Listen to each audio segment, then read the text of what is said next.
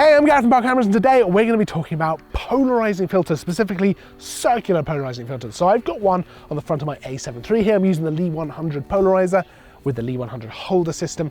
We're going to talk about what they do, when to use them, and things like that. So let's start off with what they do. So polarizing filter does a few different things, and they can be a really useful tool to have with you. So number one, the thing you're going to notice straight away here, is they are able to add contrast into the sky. So they're able to darken the blue, really bring it out and make it look really nice, and also make the clouds pop a lot more. So for example, it's perfect on a day like today. It's super bright, but there's hardly any contrast in the sky, so it's kind of washed out. But by using the circular polarizing filter, I can turn it to darken the sky and get it so that there's a nice rich blue, and that over there, the white clouds that are there pop much more in the landscape. And that looks a million times better. Now, of course, that's something I could try and do when I get back in post and spend ages in Photoshop or Lightroom doing that, but it's much, much easier to do it out in the field and get the picture I want here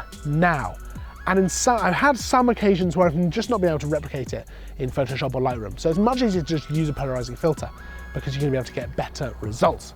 Now, another thing that a polarizing filter is going to be able to do is reduce glare and reflections, in some cases completely remove them. So it's very noticeable when you're shooting foliage. You're going to be able to turn the filter and remove, or at least reduce heavily, the glare coming off the grass and the trees and the flowers, and get that sunlight that's bouncing off them to remove itself from the picture, which gives you a nice clean image, especially if it's a really bright day again. And the same goes for reflections. If you're shooting a scene through a window or through some glass or through some water, you can turn that filter until you actually remove the reflection from the scene. You're gonna be able to get a nice clear image. Now, obviously I'm putting a video up on the screen so you can see what I mean here, but with water in particular, it means you can get the texture of the water and you can see down below the surface.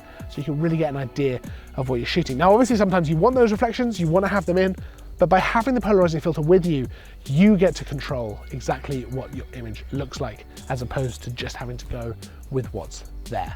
They are an incredibly useful thing to have in your bag with you, because you never know when you're going to need one, and especially if you shoot a lot of landscape or things like that, they are a very, very useful thing to have.